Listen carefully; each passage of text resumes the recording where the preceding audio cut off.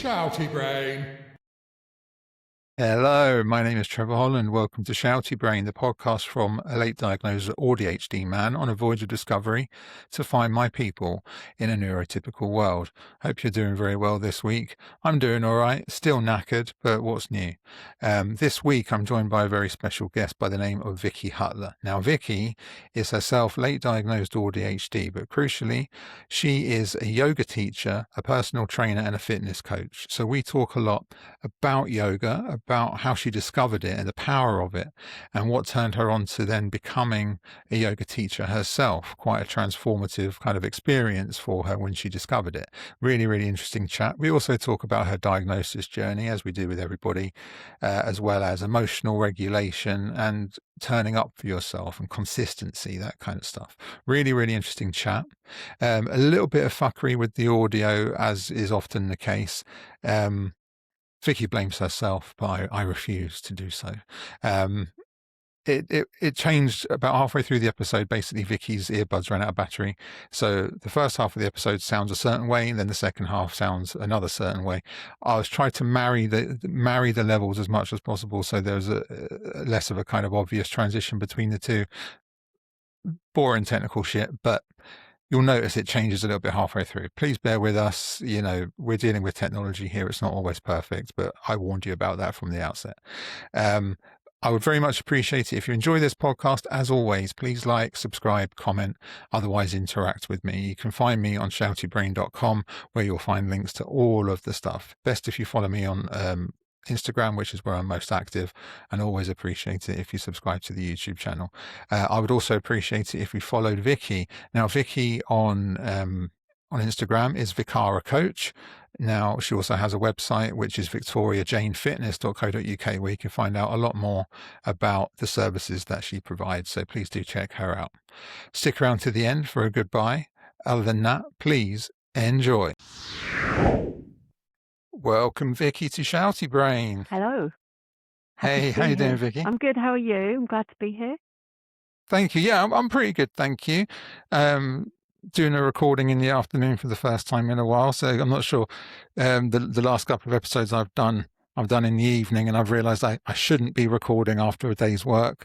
I'm learning that lesson pretty quickly, so you're getting a fresher version of me than the last couple of guests have got, so quite a privilege you've got there.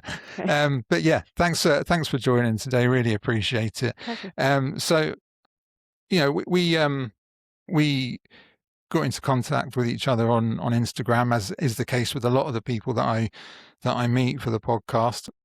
And I was really interested in what you're all about. So from what I've gathered, you were diagnosed with autism at the age of 50, and you are a yoga practitioner and coach. Yeah, so I've been a personal trainer really for about 10 years. I have always done fitness, so my whole life pretty much. I got into fitness and yoga back in, properly I got into yoga probably just before the year 2000, so just before I got pregnant with my first daughter. And it's just been very ongoing since then. Obviously there was big gaps between when I had the children and so on, but yeah, it's been just a lifelong passion really, and it's really helped me through some dark times. So I guess I got to a point where I just wanted to kind of share that with people, with as many people as I could, because I know the impact it can have, not just to feel better physically, but mentally as well. And yeah, it just gives me so much joy to share it, basically. Yeah. Yeah. So tell me what drew you to yoga in the first place, and what about it was so transformative for you? Well, initially it was probably like a lot of people do. You wait for something to be wrong with you before you look for a yoga class that's going to fix you, I guess. I know certainly some people that come to me, they'll come to me with say a back injury, or perhaps they're having a hard time mentally, or it's a rough patch in their life. And it's almost like people have this perception that yoga can fix that. And in lots of ways it can do, but it's about absorbing it into your life. And before you wait until that kind of moment, that kind of breaking point, but you wait and you kind of just embody it, and you try and make it a routine and a habit. And that's what I did. I've forgotten what the question was. That's a good start, isn't it? What did you ask me? No, it's fine. There's going to be plenty of that. Don't worry. It's what drew you to it, but then also what about it you found was, what about it kind of changed your life? The very first class changed my life. I mean, I went to I think it's still there actually. It's called the Iyengar Yoga Institute of Southeast London or something like that, and it's on New Cross Road in Southeast London. And back in those days, you couldn't really get a class you couldn't find classes online because there was no internet. So you had to ring up from adverts in the newspaper, and this was like Loot newspaper. I don't know if you're old enough to remember that. So I found this class, and I remember phoning the lady that ran the class, and on the phone we had a conversation. Like, you just wouldn't dream of doing that nowadays. She said, yeah, come along. So I went along, did my first class, and it just blew me away. Like, it was just straight away, I just fell in love with it. You know, it just felt deeply profound, and I can't really explain it. It just changed my life. The fact that all these people came together, moving my body in ways that just felt incredible, and the fact that you kind of surrendering yourself to the practice and the class while you're there. And I'd never really experienced anything like it. I think people are almost not spoiled, but you see so much of it now online, and there's so many classes and studios everywhere. I think when you have to search that hard to find something and it has that much impact on you, it's huge, and it kind of stayed with me. And yeah, I carried on going there until we moved, and then I started finding classes back down where we moved to, and it's just been with me ever since. I absolutely love it, and I love teaching, I love practicing. Yeah, I'm passionate about it, No, that's definitely. good. And I mean, basically everyone's heard of yoga, but I think that people's actual kind of understanding of what it is mixed. So imagine I'm an alien and I've never heard of this thing called yoga before. How would you actually describe what it is and what it does? Well, okay, I would probably describe it as a way of life. So it's a way of living your life. It's become this thing especially on social media, Instagram. So it's become this thing where it's all about how a pose looks, the outfit that you're wearing, the incredible space that you're taking your photographs and your videos in. It's none of that. It's about how you live your life and how you choose to move through life, and how you treat other people, how you treat the world around you. Living with kindness, compassion, living with, yeah, just empathy and sensitivity to all living things.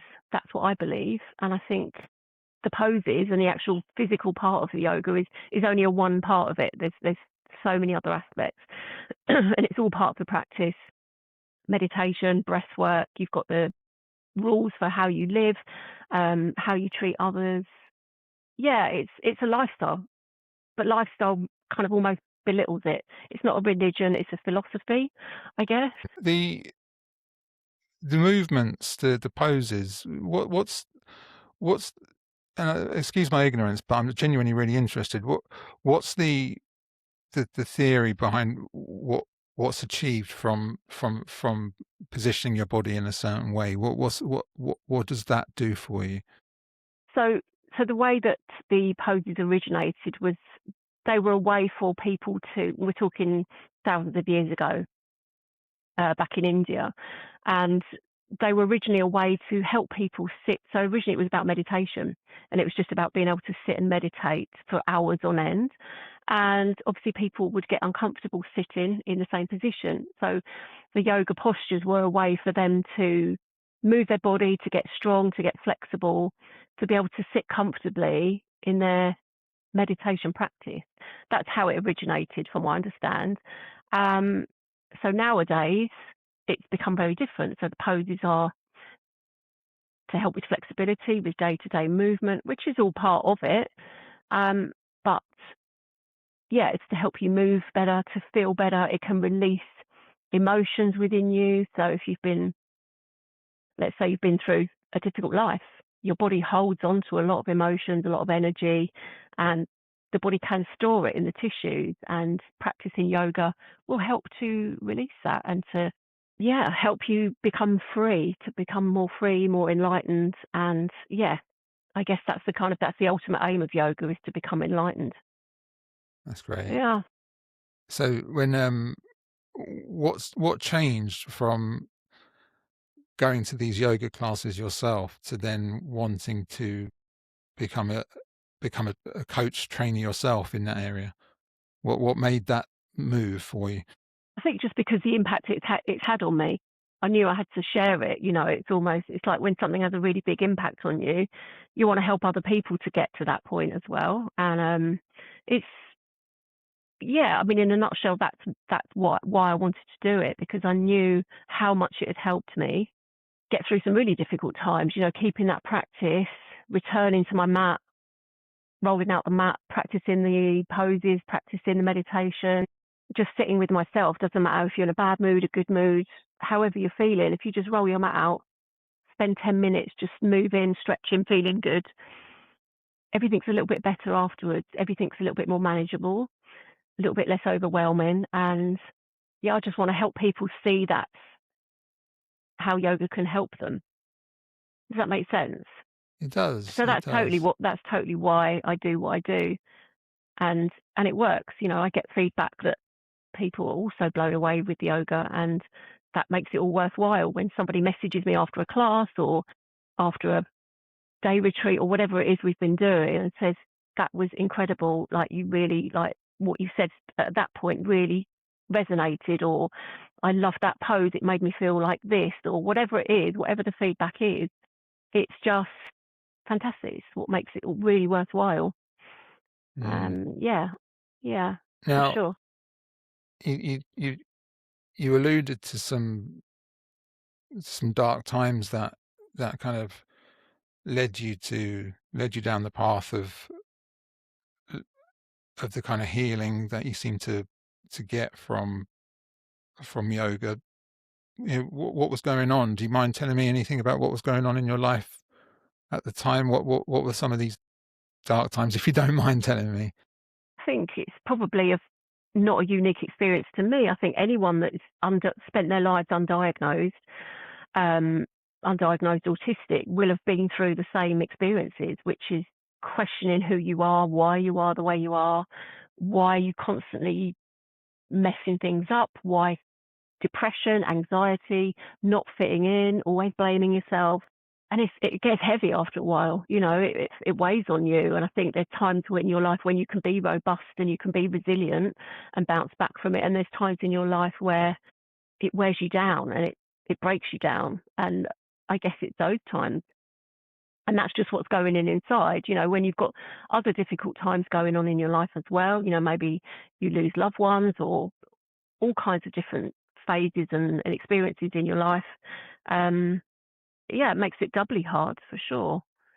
And I mean, I don't think my experience is any different to probably a lot of undiagnosed autistic people.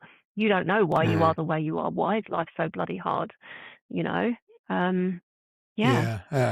Yeah, I know absolutely. you relate to that. I think most people do, that have been diagnosed late in life, which is why it's so great when you do finally get your diagnosis. You're like, oh, shit, that's what it was, you know? Eh, yeah, and yeah, I mean, in your case, you had 50 years of life without really knowing why you felt the way you did. For me, it was 42 years. I think about it a lot, and I still feel really sad for the the person that just went through life so confused all the time.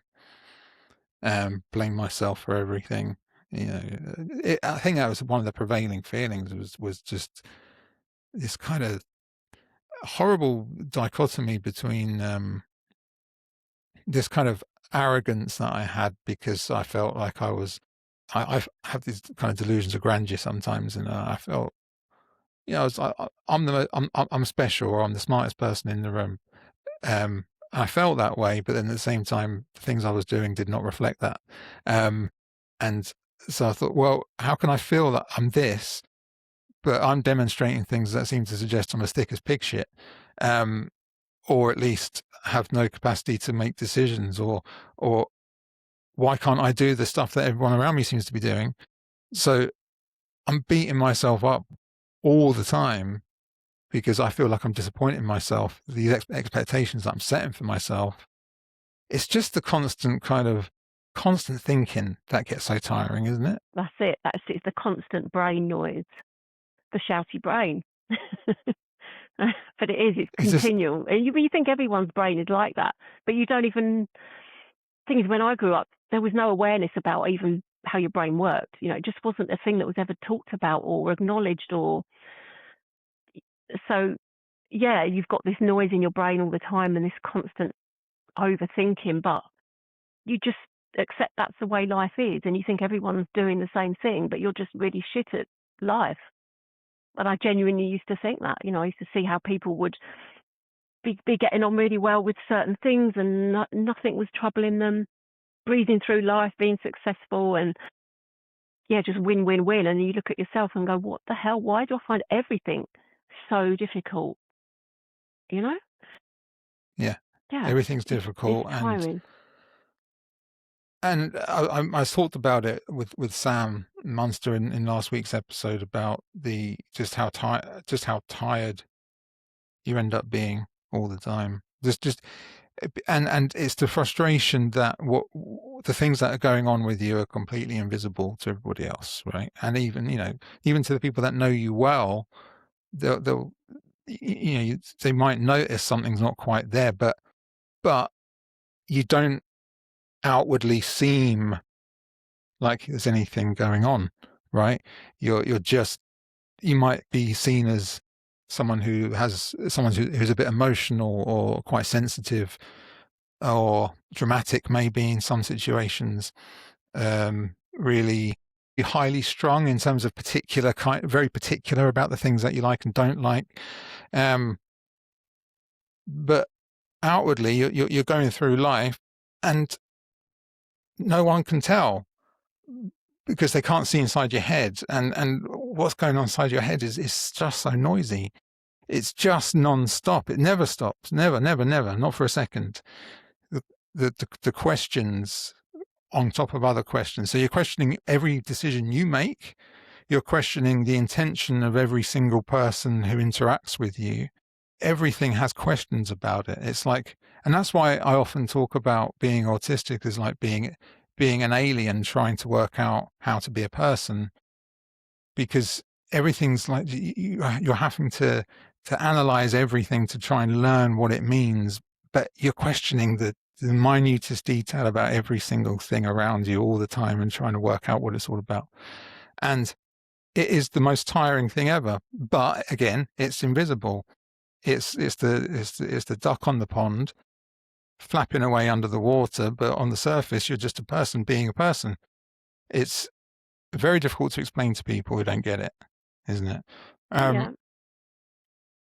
So on that subject then, what led to your particular situation, to you seeking out and getting the autism diagnosis at 50? What led to that for you? Well, I mean, probably the final straw was probably hitting menopause. I mean, there's still only now just research coming out about the impact of hormones and changes of estrogen levels and that kind of thing, and the impact it has on our brain, on our ability to be resilient. And I think this is not just autism, it's ADHD as well. But yeah, I've got to a point where I just couldn't cope. I knew my brain wasn't functioning, and it wasn't just a case of, oh, I'm depressed or I'm anxious.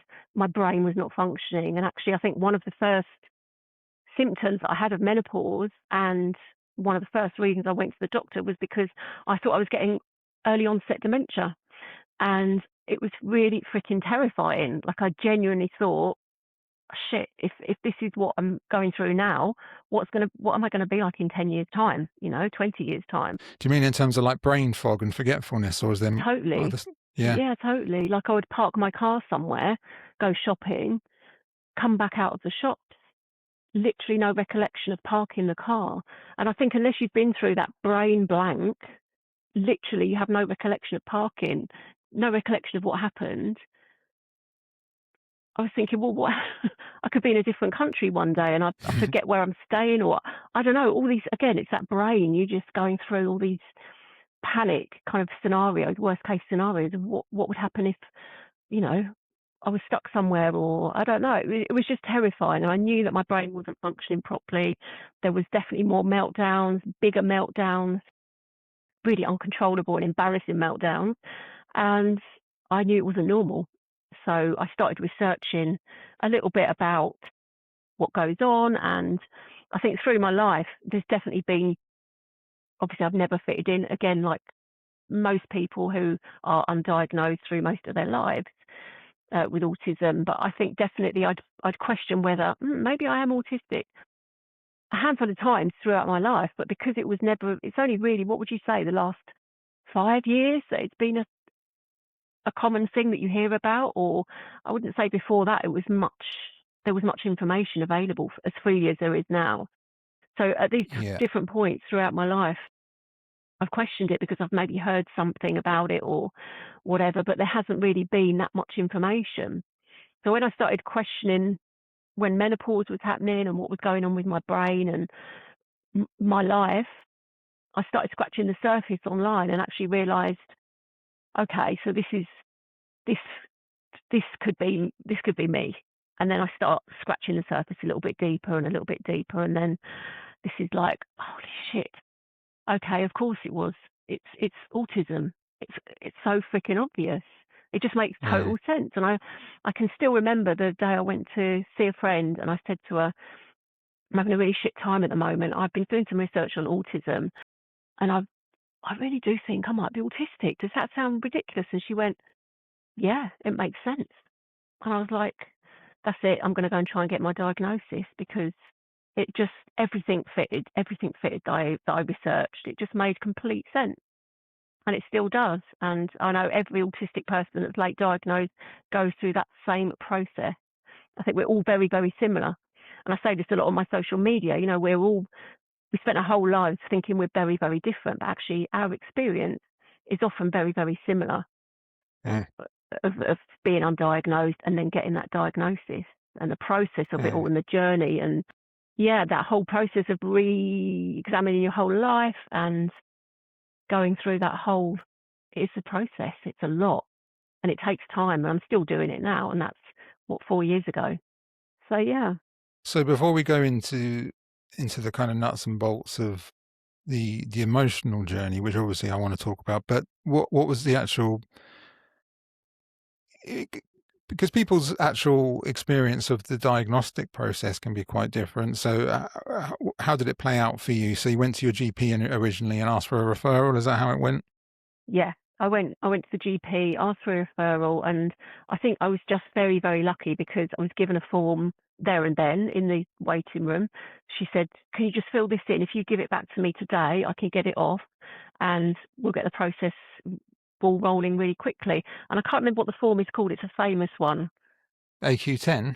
Oh yeah, but there was more numbers. It might have been an AQ30 or something. Oh, I don't know. Maybe it was 10. I don't know, but there was definitely more than 10 questions on it. But yes, that. So I filled it in the waiting room, gave it back, and then 9 months later, I was assessed. So I think I was very lucky compared to people nowadays, or 4 years later. I think it's a much longer process. So yeah, it really is. It yeah. can be, yeah. So I think I just kind of scraped through. But I What knew was anyway. I knew I was. You know, there was literally no doubt in my mind. It just, yeah. I just wanted to get I think I wanted to get the diagnosis because I knew I wanted to talk about it. Because once the pennies had dropped, once I realised, yeah, it was autism all along. Again, it's like the yoga. I just had this need to really want to share it with people and help anyone else in the same position that's been through the hell that I'd been through. And I thought it would help with the validation to help. I kind of needed that for myself, you know. So once I got the diagnosis, yeah, I was really happy to talk about it openly. What was the assessment like for you? What was your experience of it? Really difficult. Really difficult. It was online and I find that really difficult anyway. The psychiatrist that assessed me was on this very weird background. He had like a really weird green screen background, and that was all I could fixate on. Was he looked like he was floating. It was just the weirdest thing. Really serious, one of the most serious moments of my life, but all I could fixate on was what a weird experience it was, and I was just so distracted. But we got through it, and it was very long, and then we took a break, and he called my mum halfway through the assessment, had a chat with her, and obviously they want to know all about your childhood, how you grew up, what your habits were as a child, how you played, your friendship groups, all this kind of stuff, which I think is really important. It's very relevant. And then he came back to me to close the assessment. So I think all in all, it was about 2 or 3 hours. So it was quite intensive. And then he told me there and then, yes, you have ASD, and I'd like to refer you for an ADHD assessment as well. So that's what he did.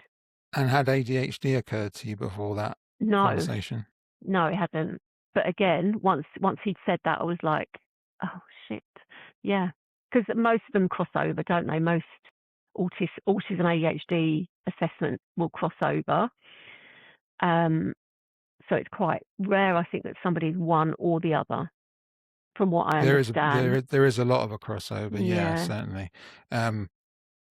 Did he say anything in particular that to explain what it was that made him think that you would benefit from the ADHD assessment as well? He didn't really say specifically, from what I can remember.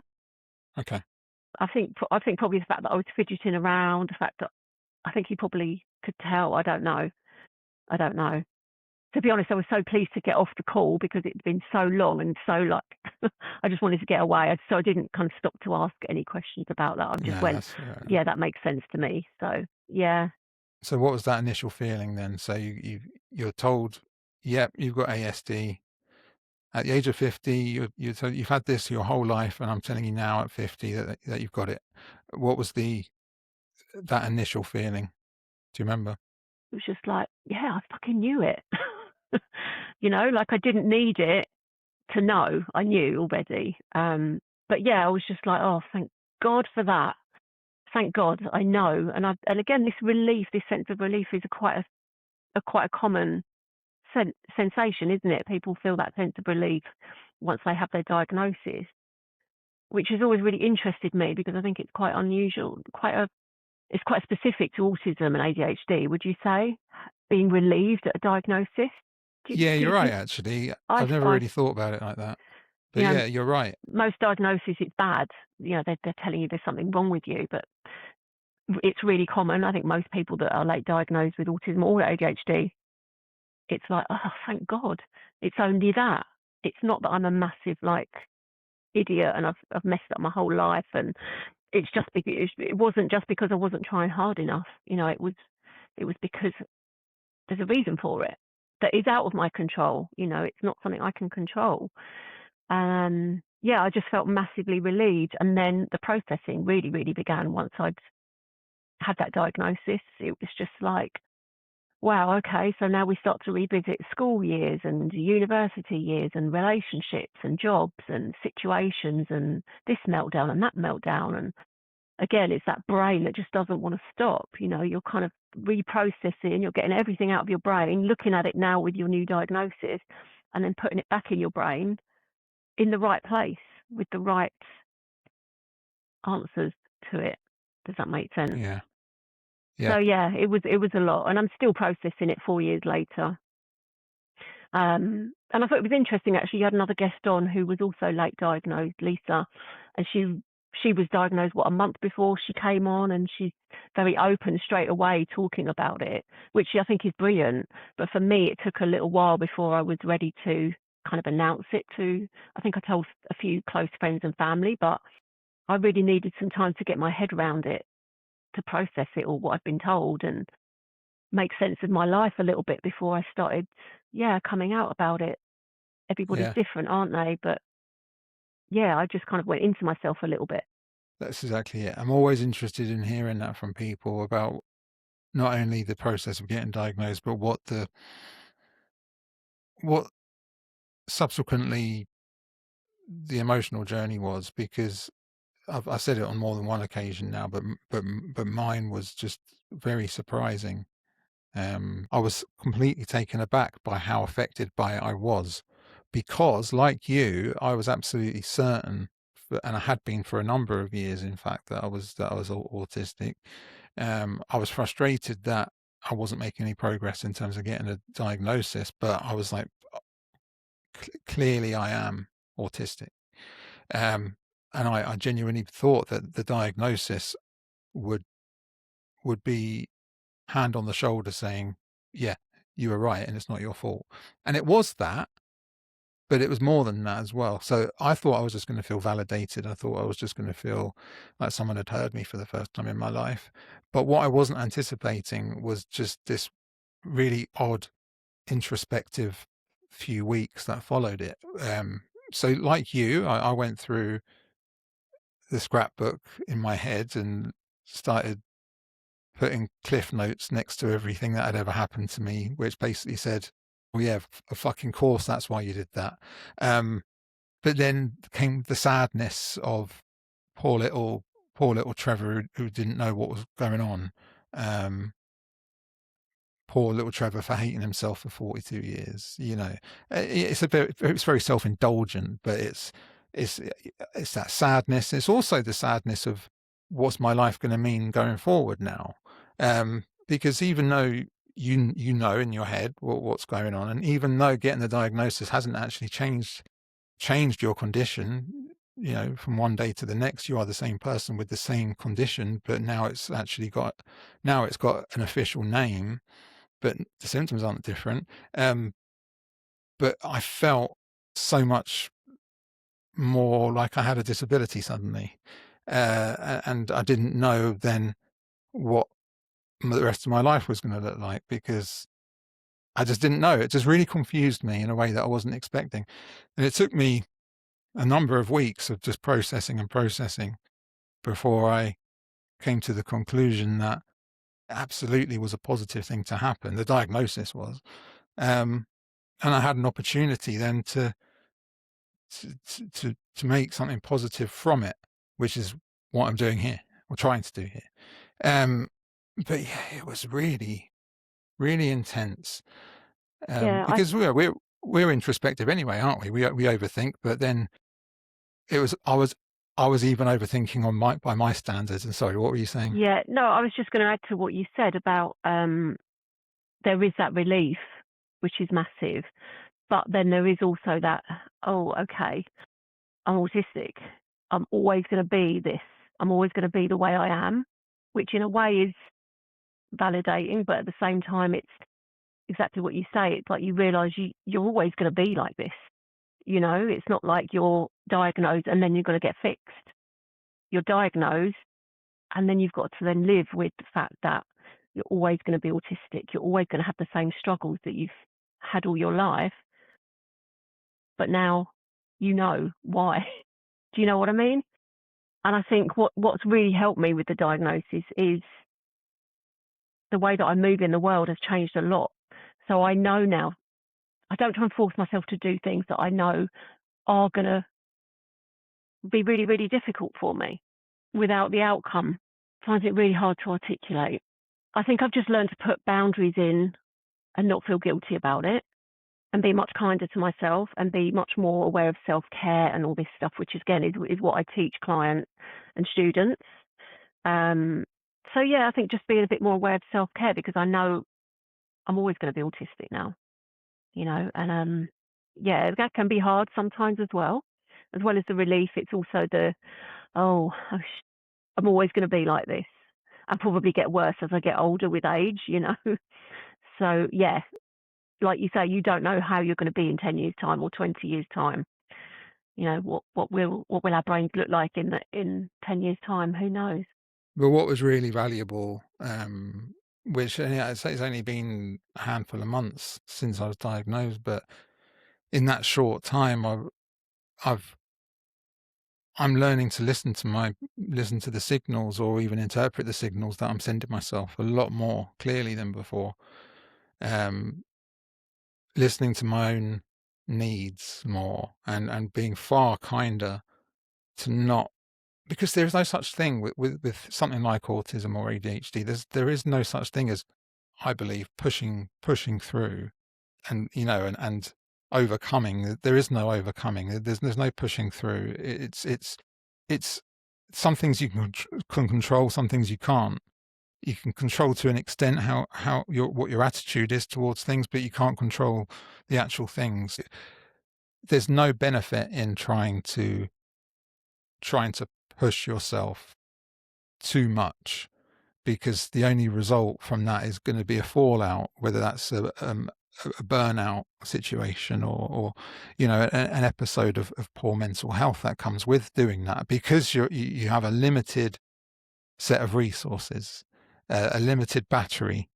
You can pretty much within reason do most stuff, but you've got to realize that there's a cost to it, and you've got to realize that you've got to balance what is feasible for you and what isn't, what is what is actually good for you and what isn't, what is it worth trying to do this thing because you know what's going to happen afterwards. You know how bad you're going to feel for a week after this. So do you really want to do that? It's that kind of conversation, that kind of dialogue that I can have with myself now, where I can think about it before I enter into a situation. I can really think, I'm not doing that, because I don't want to feel like shit for a fortnight. So no thanks. But that's quite liberating, because I don't have to make excuses for it either. I don't have to answer to anybody in that. If I'm presented with a situation that I know is not in my best interests, I can say no, and I don't have to feel any kind of way about that. So that's really good. Yes, it's nice. It's liberating. Yeah, having those boundaries for sure, and Yeah. not feeling guilty anymore. Not feeling guilty that you're not pushing yourself and pushing yourself that little bit more. And yeah, it's freeing, and I think it also frees you up to do stuff that is valuable to you and to others. It's almost like saving your energy for the things that are really, really worth it, that you can do really, Yes. really well. Like Yes. you're doing your podcast, it's really good. You want to focus on that, but that is when all the other stuff comes in to sort of fuzzy it.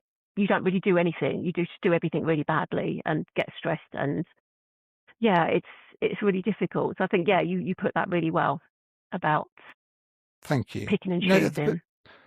and yeah, you're absolutely right, because it's like you're entering into every situation and you want to balance the books. So you're looking at what you've got in terms of your inventory. My metaphors are all over the fucking shop, but you're looking at your inventory, you're looking at what you've got, what resources you have, and then you're looking at the tasks that are in front of you, and you're looking at what you need to do those. What can you afford to lose? What's the more important one? So you're prioritizing, like you say, I know that I'm going to run out of energy here. So if I funnel most of it into this thing that's got more value to me and to other people, something that's actually worth doing, then you're going to want to do that, because you know that if you try to do that plus the other three things that aren't quite as important, none of them are going to be done very well. So yeah, it's a real resource management exercise, isn't it? All the Is time. Yeah, 100%.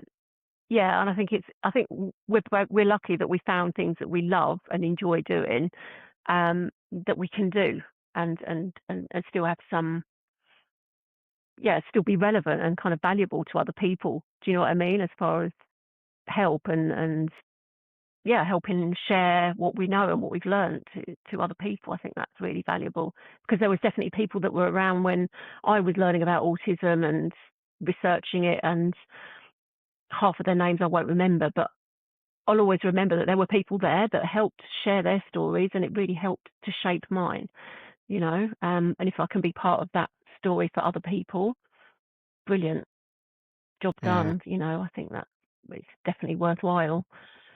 So yeah. When you went through this phase of looking back on your life once you got your diagnosis, what are some of the things that in retrospect you realized were because you were autistic, but at the time probably didn't? Are there any kind of standout things that occurred to you? Just the way that you lived your life when you were a kid, maybe, or when you were a teenager, or beyond that even? I mean, all of it. all of it makes sense now. Everything from how I played as a kid to, the teenage years of, partying and clubbing and all that stuff. The relationships that I've had, why I've struggled with jobs. I mean, I've had jobs where I've worked in open plan offices in London, like commuting into London full time, to work in an open plan office politics, like heavy workloads, like, yeah, all of it. I would never dream of putting myself through that again now that I know what I know. And I look back at some of the things that I put myself through when I was trying to, make my way in the world. And if I'd known, who knows, would it have been different? I don't know, but it was a lot. I think you've got to look back and have a bit of sympathy for yourself, haven't you? And think, God, or me, like how the hell did I cope with what I put on myself, because I didn't want to say no, because I wanted to keep pushing myself. But yeah, I think you re-examine everything, relationships, Yeah. friendship, work, all of it. So again, it's a lot to process. It's a lot of running over things. Why didn't that job work out? Why didn't that friendship work out? What about that night out where that happened? And it's just so much, and it's exhausting. It's a lot, and it's the brain. It's the brain overthinking it all again, isn't it? But it does get easier. I think, like I say, once you take these things out of your brain, examine them, put them back in, everything starts to fit back a little bit neater and Yeah. make a bit more sense. And you've mentioned some of the reactions from the people in your circle when you started telling them. Were there any reactions that took you by surprise? Maybe they weren't quite as understanding as you would hope. Were there any kind of was there any cynicism from anybody? Face to face, no, because I was very selective about who I chose to share it with, because it was so important to me and so deeply profound. I didn't want to risk causing, I don't know, I just wanted to experience it with people that I felt I trusted. So that's what I did. However, online, I don't know. I think some of my friends and family that I'm not that close with possibly have got their own judgment. But the people that have spoken to me face to face have all been so supportive and probably have some understanding, have probably known me a long time. And so I've been lucky, I think. I haven't really had any negative experiences as far as coming out. My parents were very, very supportive. My daughters, who are grown up, very, very supportive, very understanding. Husband, very understanding, very supportive. It's difficult having relationships, as especially undiagnosed. It's very difficult. You don't know why you're angry all the time or whatever. So it was just nice to have some answers and to have people around me that, understood and connected with it. And again, I've said this before on a couple of posts on my social media. It's like when you have the diagnosis yourself, you start to look at people around you that you perhaps are related to or people that you've hung out with. And sure enough, probably most of them are neurodivergent, parents, cousins, siblings, whatever, which is probably why they are so understanding, because they can see it in themselves, It kind of resonates with them. So no bad experiences. I was very lucky, touch wood. I've got, a good circle around me, I think. Another thing I'm always interested to learn from people is kind of shared experiences. So, what's your relationship like with your emotions? There is very little. There is very little emotional regulation, shall we say? If I'm really happy, I'm really happy. If I'm really angry, I'm really angry. And it's getting worse as I'm getting older. And again, I think this is the menopause and the hormones dipping. So emotions are on my sleeve. Cry very easily. Very little regulation at all. And I found it really hard to actually identify emotions, which again is a trait I've learned since. So I would find it really hard to say, I feel this or I feel that. It would just be like an overwhelming sensation or feeling or emotion, but I wouldn't really know what it was or why I was feeling that way. So yeah, I guess it's a little bit confusing still, but I'm working my way through it. Do you ever have meltdowns? Yeah. What do they look like for you? Uh, lots of lots of swearing. Very ugly. Like, I'm really embarrassed about my meltdowns. They're very private. Sometimes they're in the car when I'm driving. Not a full meltdown, but yeah, there's a lot of swearing and shouting, and yeah, I don't like it at all. I find it really, really embarrassing, and it's the kind of like the dark side for me of the condition. And the build up to them as well, I think is just horrible. I hate the build up because you know it's coming. You can feel yourself getting hot and sweaty and more angry, and it's hard. You kind of revert to being a child, but it is what it is. And again, I think as you get older, you learn, once you diagnose, you learn what brings them on and what causes them, and you try and avoid them as much as possible. And you put things in your life that's going to help you avoid them or make them very minimal. But you can't always, you're going to get triggered sometimes, and that's just life. So yeah, they're not fun. I don't enjoy them. I don't really enjoy talking about them very much. I think especially when you're running a business where, you're supposed to be kind of taking care of people, and you're the one that's in control, and you know everything that's right for you, but you still fall over at your meltdowns kind of thing. You still get caught up in them. But it's part of it, isn't it? It's part of being autistic. It's part of the experience. It is. What I was going to ask you actually was around the other side of things. So you are a yoga coach, but also a personal trainer in terms of fitness. Yeah. Are those two things combined, or are they two separate entities? Really, they're two separate things. So personal training, I was working in a big gym 5 years ago, 10 years ago. I now travel to my clients. So we work one-to-one, and we mostly work on strength training. So it'll be weights, lifting. Sometimes they'll incorporate a bit of yoga. So if they want to do yoga at the end of the session or bring a bit of yoga into the session, then we'll do that. But the yoga teaching that I do is generally like group classes. So they're two kind of separate parts of what I do. And very different kind of approaches as well. Right. Yeah. But lots of people like to do both, which is good because they complement each other really well, I think. And how long have you been running this business that you're doing now? So nearly 10 years. Wow. Nearly 10 years. So it's a long time. I've learned a lot in that time.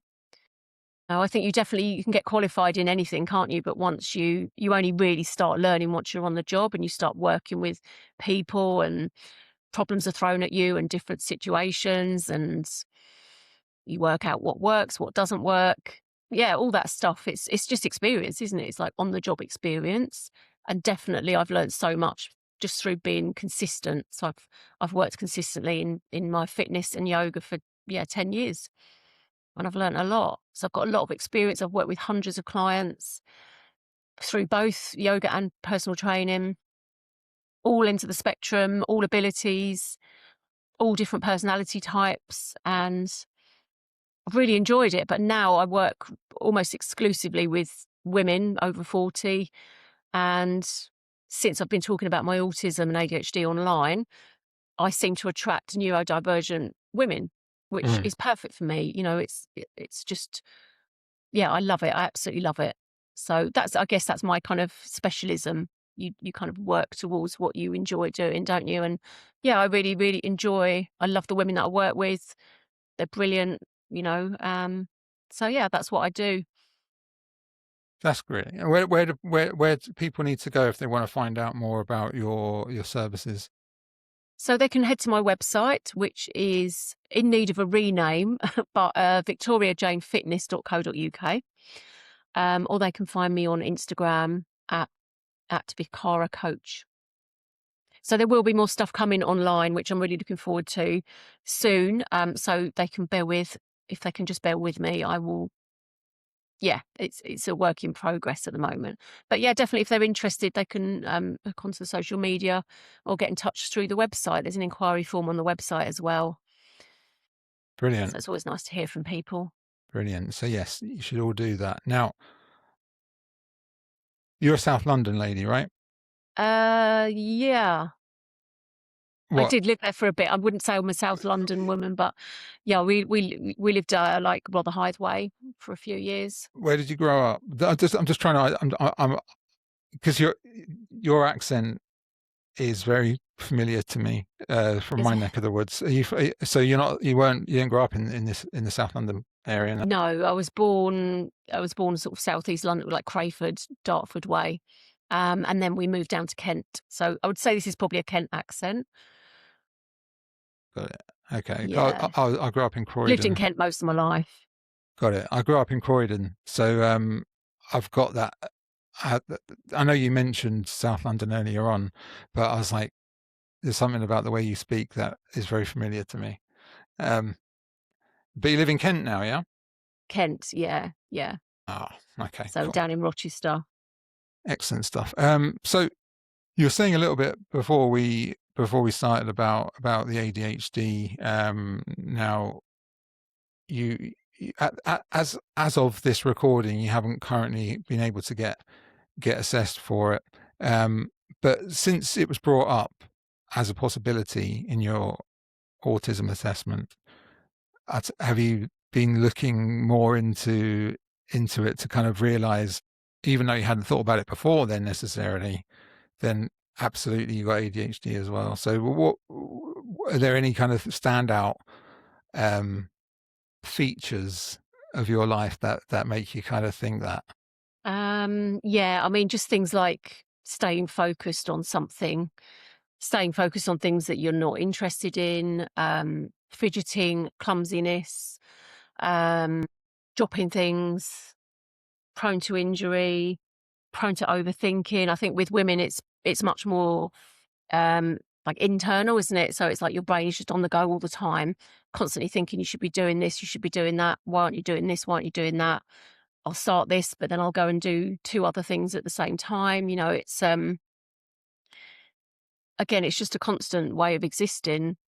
But I think what I do with my work, I'm learning all the time, but I'm definitely learning to take better care of myself and avoid things that, again, trigger it, like with the autism.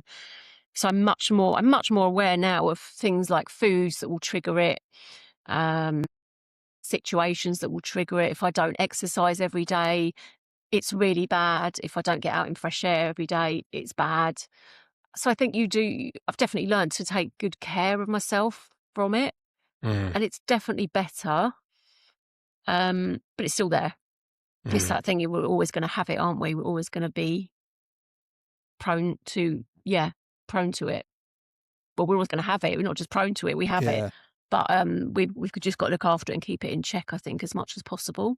It's really tough it's tough to explain any of it to people who haven't lived it. But ADHD is a particularly tricky one, I think, because when you tell people that clinically you can't do stuff that you don't want to do,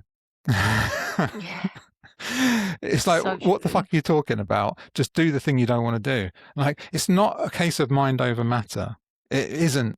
If something doesn't engage with me in any way, doesn't stimulate me in any way, it's not that it becomes hard to do it.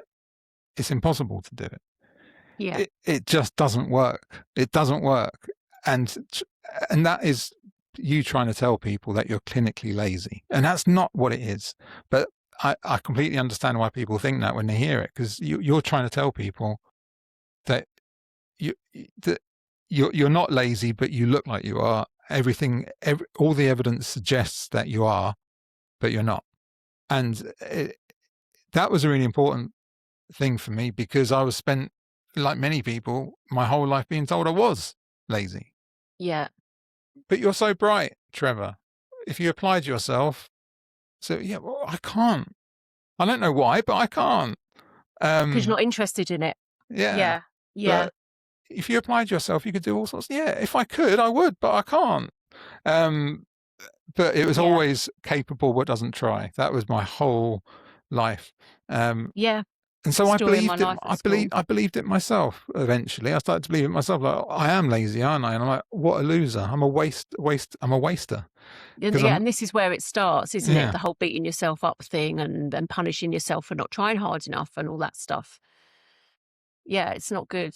But then conversely, when it comes to not trying hard enough, when you find something that you do like, however fleeting that might be, you will try very hard.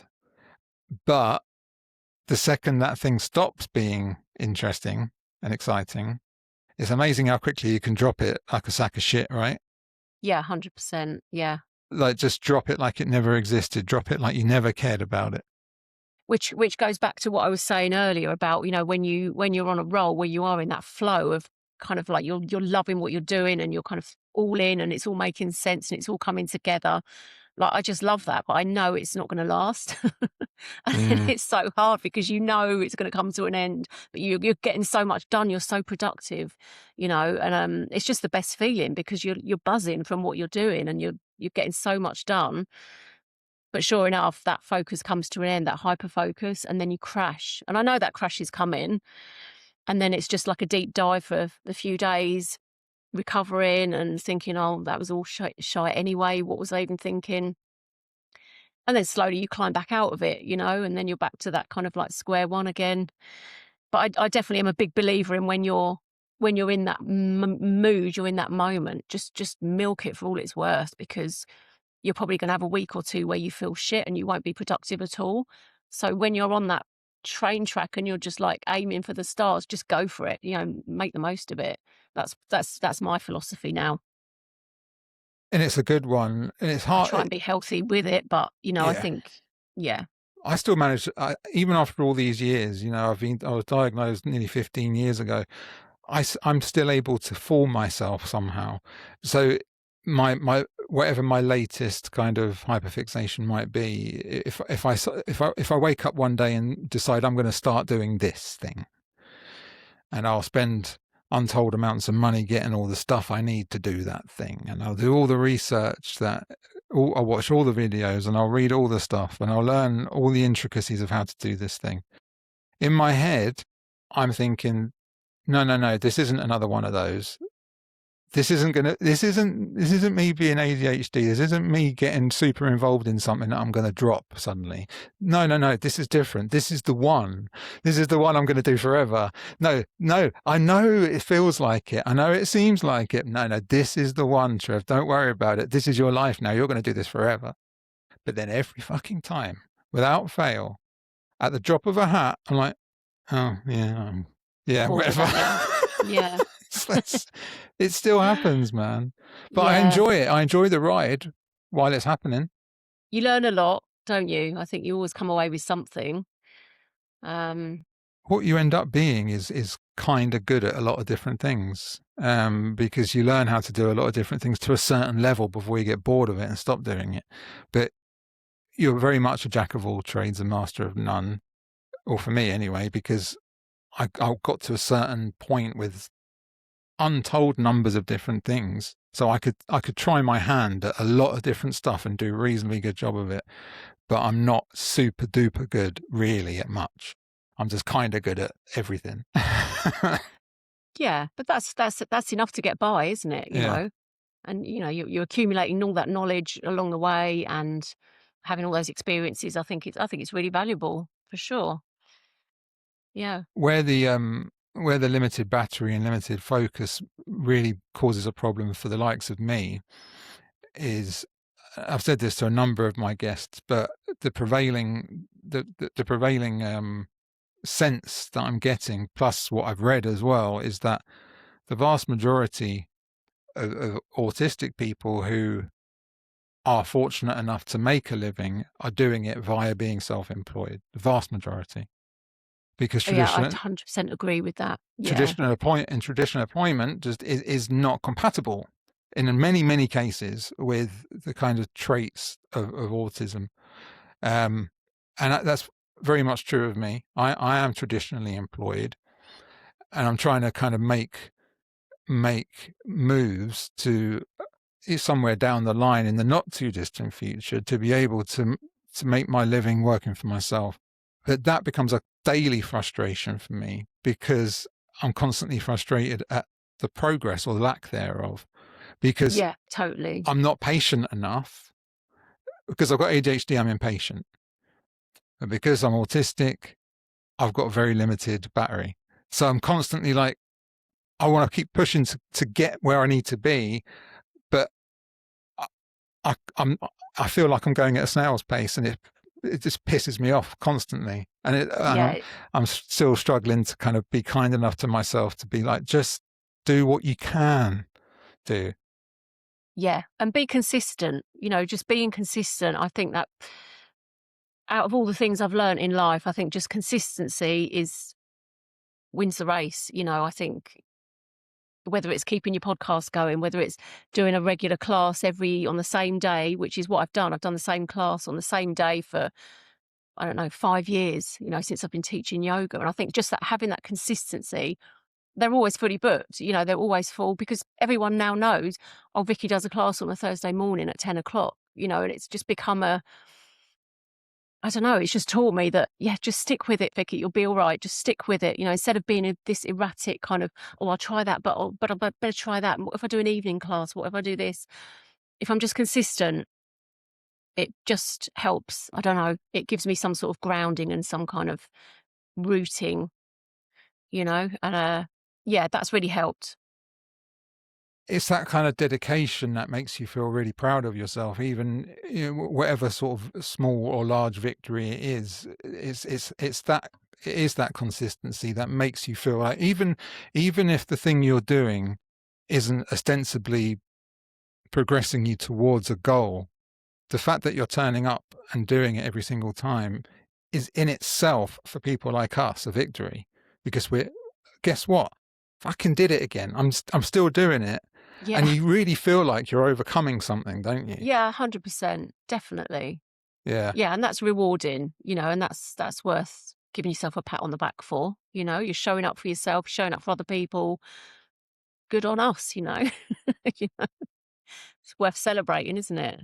And again, that's something else that someone who is unsympathetic towards neurodiversity would be like, well, I'll give you a pat on the back for fucking turning up for work every day like everyone else does. It's that thing, isn't it? It's like, well, but it is for us. It's a big deal. Massive. For sure. Yeah. Lovely. Right. I'm going to wrap it up there, Vicky, but I'd just like to thank you very much for joining me today, taking time out of your day. Check out Vicky. You're welcome. Absolute pleasure. Check out Vicky online. I'll post the links in the job description. Jesus, the show notes and in the description on YouTube and so on. But yeah, Vicky, thank you very much. Take care, and we'll keep in touch. I'll speak to you again soon. Okay. Thank you so much. Thank you once again, Vicky, for joining us. Hope you enjoyed that, everybody. As I said at the beginning, please do like, subscribe and comment. I'd love to hear your feedback, and please do get in contact with me with anything that you'd like me to raise in future episodes, as well as any ideas for guests that you might have. Much appreciated. Now, if you've been following me on Instagram, you might have noticed a story that I put up the other day where I was asking a question about sleep. I'm knackered, as I bang on about almost constantly, because it is basically the way I'm constantly feeling at the moment. I was only diagnosed about 3 months ago, so it's all a little bit new to me, but I'm starting to see a correlation between autism and sleep issues. I was quite curious to find out what people think about that. I asked a question on my story the other day and had some interesting replies, but come to me and tell me this. What's your sleep situation like? I'm particularly interested to hear from people who have ADHD and autism, but I'll take input from anybody, really. What's your sleep pattern like? Do you have trouble getting to sleep? Do you have trouble staying asleep? And we know how tiring the world is for people like us. And how much worse is that when you're also slightly sleep deprived?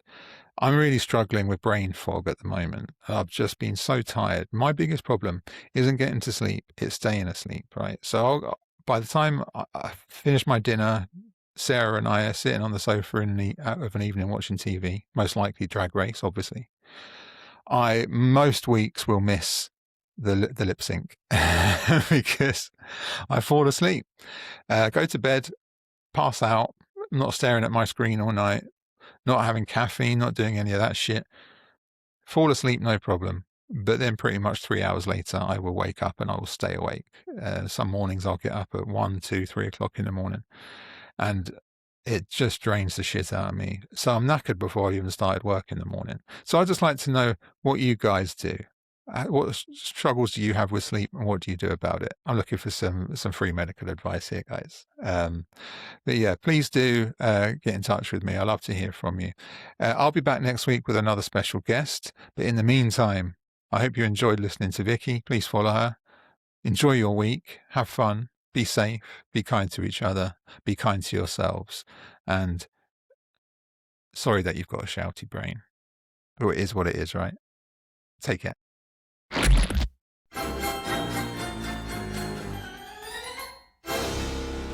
Shouty brain.